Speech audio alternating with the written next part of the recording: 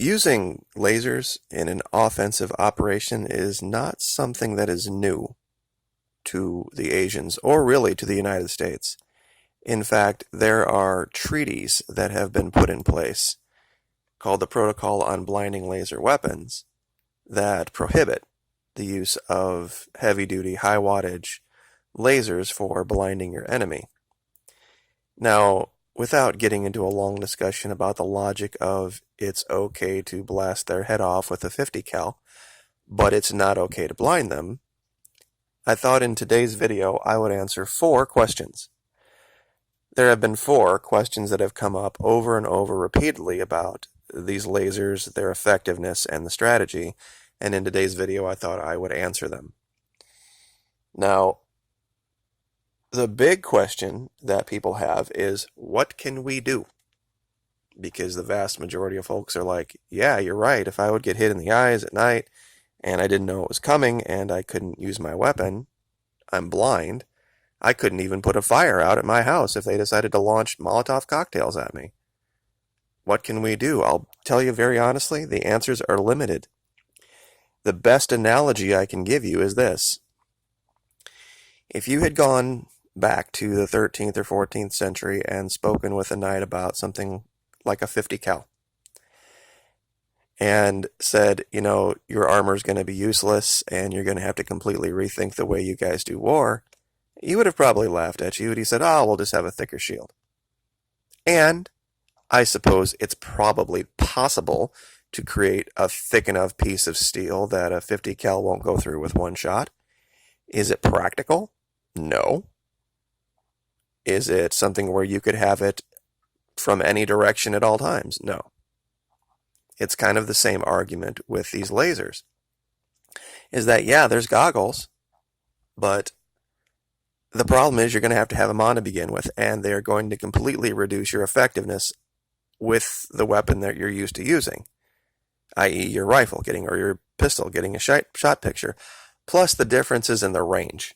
And that leads me to my next question. Question 2 was, well, how far away are these things effective? I mean, how close would they have to be to my home or to my fire base or to my area of operation for these to be a threat? Well, they don't have to be very close at all. It really depends on what the goal of the laser is. If it's to damage or to blind you, then they're going to, of course, be close. But if it's just to distract you or get your attention, much, much farther. There are charts that you can go find. This is laserpointersafety.com, and this is a laser hazard distance calculator. Now, that chart that I just showed is very hard to zoom in on and show the numbers. This is the easiest way to do it. All you do is, like I said, laserpointersafety.com/calculator.html. Go find the laser that you want or you just want to look at and put in its power in milliwatts, like a 7 watt, for example, is 7,000 milliwatts. The divergence, just put in a standard 1.5. It's not going to make a whole lot of difference. Most of them are 1.5 or 2. And then you have to put in something called a visual correction factor, and that's going to be specific to the laser. And they have that chart down here for you, and I'll zoom that in a little bit. There we go. And you can see that all the way down here. Oh, that's better. I'll just back that out. You can see the blue one that I have been speaking of is down here, 445 nanometers, 0305. So we'll close this out real quick.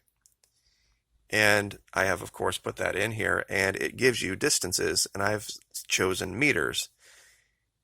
Now, eye hazard meter, 394 meters, is how far away you would have to be for there to be no chance of eye damage.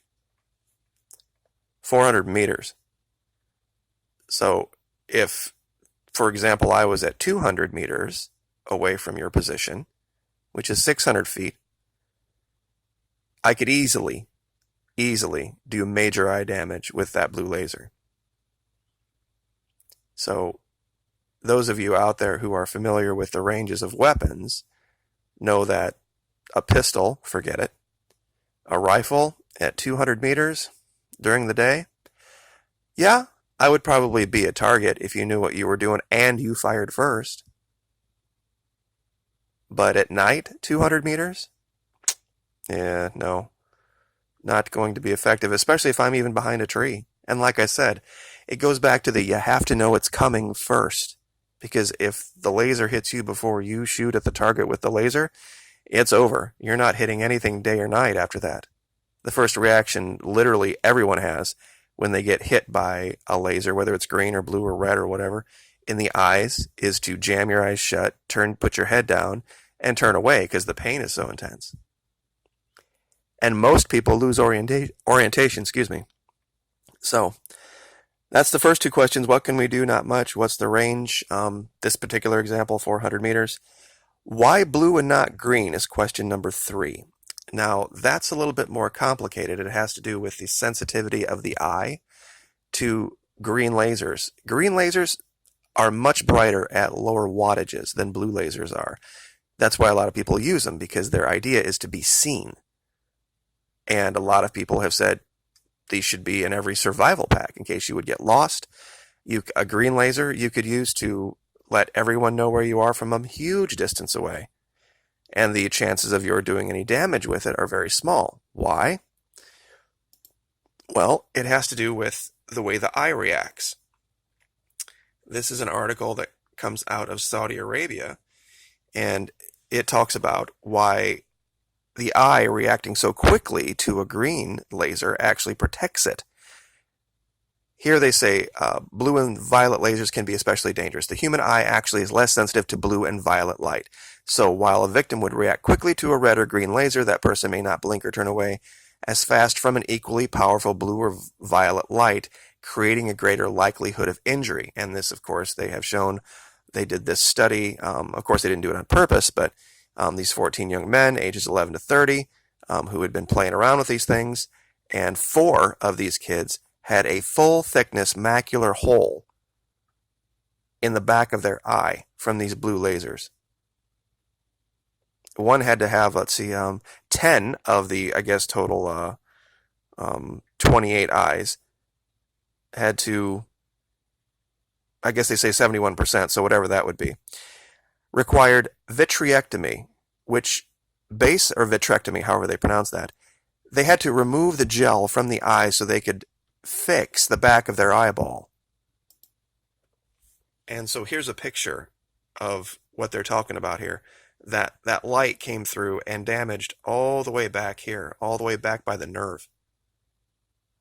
That's how deadly these things are. So if the idea is for you to be seen or to signal somebody, have a green laser. If the idea is for you to use your laser as an offensive weapon to blind someone, I would suggest blue. The last question, question 4, was what's the likelihood of someone at a distance hitting me in the eyes? Well, if they kept it down at one tiny little focused beam, it probably would take them a minute, but of course there are these. And it's just a cap that you can put over a laser, and it takes your one beam and turns it into 1,000. And if someone's out there and they've got a red one, a green one, a blue one, and a couple of guys, and they're coming from different angles, and they've got these, you're done. You're not going to be shooting anything that night or that day. I mean, like I said, you can do spray and pray, but almost every time someone gets hit with one of these things in the face, especially something like 7 watts, the pain is epic. The first reaction is to jam your eyes shut, put your hands over your eyes, turn your face away, because even at that distance, like 200 meters, you'll feel the heat from these things. And most people, like I said, lose orientation. That's what makes these things so dangerous. And it changes the calculus of everything when you're talking about defense. Because it's an offensive weapon that makes the level of defense you need make you inert as an offensive force yourself. And you're just going to have to rethink the way that your strategy is going to go forward because of the prevalence of these things, the ease of which they can be gotten, relatively inexpensive. I've seen people already send me messages saying, I've got one on the way, expedited shipping, because I'm convinced that this is an absolutely integral part of my survival situation. Another guy said, you know what? If I saw 3 or 4 guys coming at me with, AK-47s from a couple hundred yards away, and I pulled one of these things out and put the line function on it where you just had a line and you could hit all of 4 of them simultaneously and then throw smoke and run, you know, I can't really argue with that strategy. I mean, if everyone else has, if you're unarmed and you see 4 guys coming at you with AK-47s and all you have is that laser, I think that's a pretty good strategy. So, anyway, I will leave it there just at 10 minutes, but just understand there is a whole new world of war out there. And unless we step up and start to use our heads and get on the same sheet of music, we're just going to be victims, just like this guy was. So, we'll leave it there. Like, share, subscribe. Have a great weekend.